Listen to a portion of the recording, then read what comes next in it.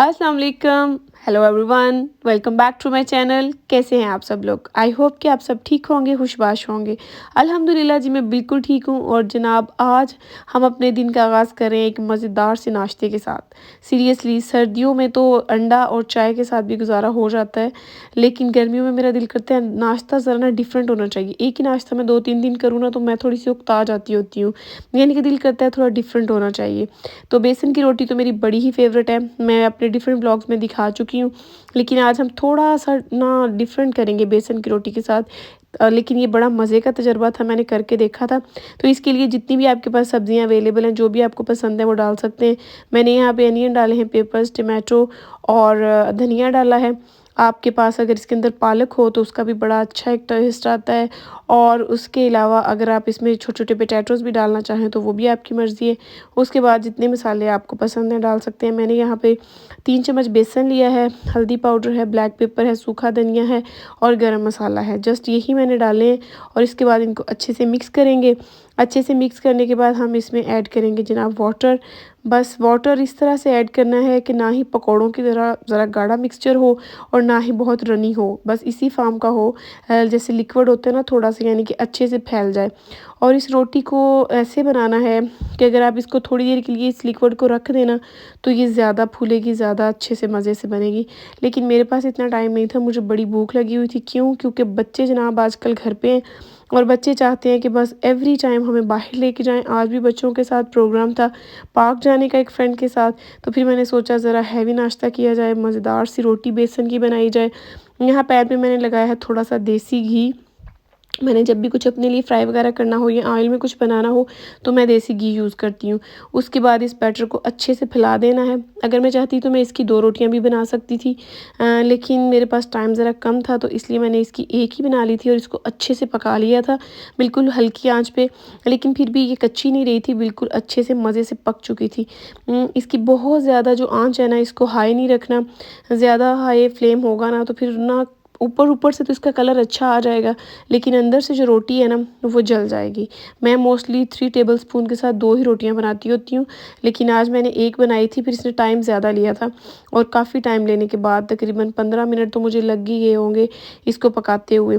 और ये बड़ा मज़ा आता है। मेरी अम्मी तो ऐसे तंदूर में रोटियाँ लगाती होती थीं और उन रोटियों का कोई अपना ही स्वाद होता था सीरियसली, कच्ची लस्सी के साथ या चाटी वाली लस्सी के साथ ऊपर ज़्यादा सा बटर लगा के खाने का जो मज़ा है ना, अगर आप लोगों का वेट का कोई इतना इशू नहीं है, आप मज़े से खाना चाहते हैं तो इसके ऊपर आप ज़्यादा भी बटर लगा सकते हैं। जो जनाब आज मैंने इसमें जो डिफ़रेंट किया है वो ये है चीज़। मैंने इसके ऊपर जितनी मेरे पास चीज़ थी ना, आई होप कि ज़्यादा होती, लेकिन मेरे पास ज़्यादा नहीं थी।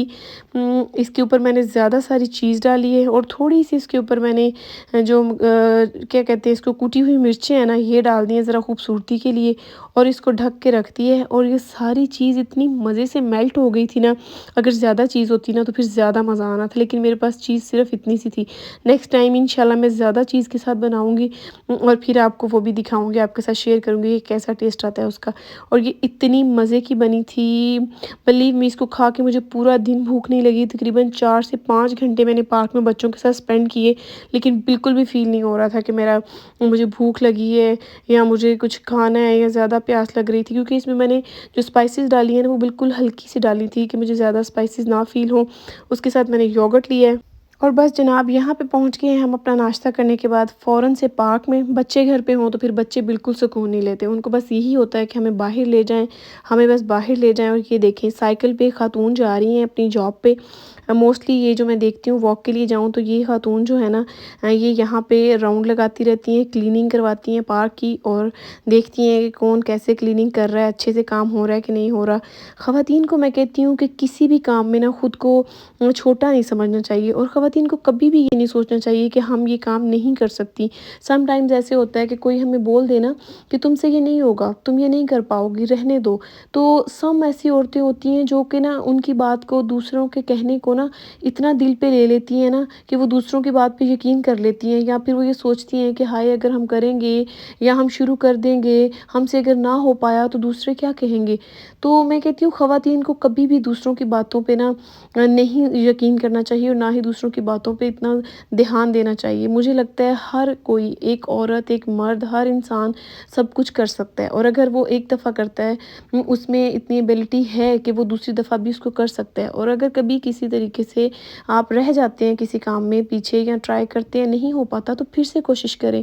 اٹھتے وہی ہیں جو گرتے ہیں، تو وہی محنت کرتے ہیں جنہوں نے آگے بڑھنا ہوتا ہے، جنہوں نے کچھ کرنا ہوتا ہے۔ تو لڑکیوں کو تو میں کہتی ہوں خاص طور پہ ہمیشہ ہر کام ان کو آنا چاہیے، اور ہمیشہ ان کو خود پہ بلیو ہونا چاہیے کہ یس ہم یہ کر سکتے ہیں، یس وی کین ڈو اٹ۔